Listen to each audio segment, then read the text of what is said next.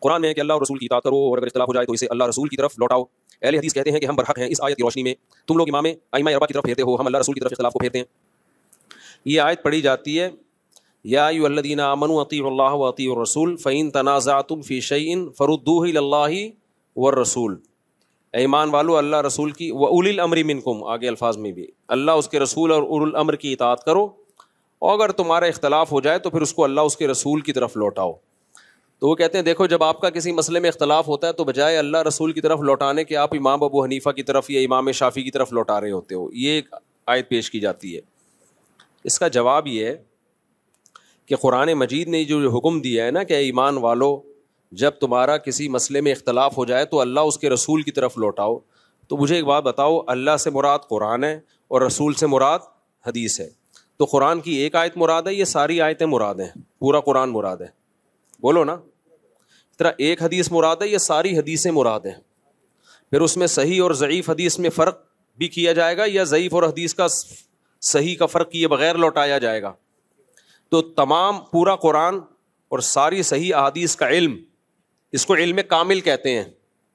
تو جس آدمی کے پاس یہ کامل علم ہی نہیں ہے, پورے قرآن کا علم نہیں ہے, ساری حدیثوں کا علم نہیں ہے, تو وہ کیسے پورے قرآن و سنت کی طرف لوٹا سکتا ہے؟ تو یہ خطاب ہے ہی علماء کو جن کا علم, جو علم میں رسوخ میں کامل ہے. یہ رکشے چلانے والے اور ٹماٹر والے کو خطاب نہیں ہے. سمجھ میں آ رہی ہے بات کہ نہیں آ رہی ہے؟ جس کو نہ پورے قرآن کا پتہ نہ ساری حدیثوں کا پتہ. یہ خطاب ان لوگوں کو کیا جا رہا ہے جو علم میں کامل ہیں, جن کو مجتہد کہا جاتا ہے کہ جب مسئلہ نکالنا ہو پہلے قرآن و سنت سے نکالو, اور اگر تمہارا اختلاف ہو جائے تو اپنی رسومات اور جاہلانہ رسومات اور خاندانی رسومات کو دیکھنے کے بجائے قرآن و سنت کو دیکھو. تو ان ائمہ نے یہی کام کیا ہے کہ قرآن و سنت سے مسائل نکالے, اور جب ان کا مسئلے میں اختلاف ہوا تو اس اختلاف کو کہاں لوٹایا؟ قرآن و سنت کی طرف لوٹایا. تو بہت سے مسائل میں اتفاق ہو گیا, بہت سے مسائل میں دلائل چونکہ دونوں طرف تھے لہذا ان میں اتفاق نہیں ہو سکا.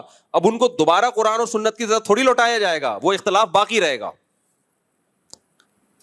کچھ باتیں کہنے میں بڑی اٹریکٹیو ہوتی ہیں دیکھنے میں, لیکن پریکٹیکلی وہ ممکن, وہ صرف ایک لفاظی ہوتی ہے.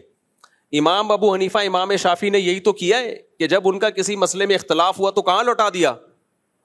قرآن و سنت کی طرف لوٹا دیا. جہاں دلائل بالکل واضح تھے تو وہاں اتفاق ہو گیا, جہاں دلائل دونوں طرف سے وہاں کیا ہو گیا؟ اختلاف ہو گیا. اب جب اختلاف ہو گیا تو اس کو دوبارہ لوٹائیں گے تو اختلاف ختم تھوڑی ہوگا, کیونکہ ایک دفعہ لوٹا چکے ہیں پھر بھی اختلاف باقی ہے. اب اس کا حل یہ ہے کہ دونوں میں سے کسی ایک قول پہ عمل کر لیا جائے, دوسرے کو برا بھلا نہ کہا جائے.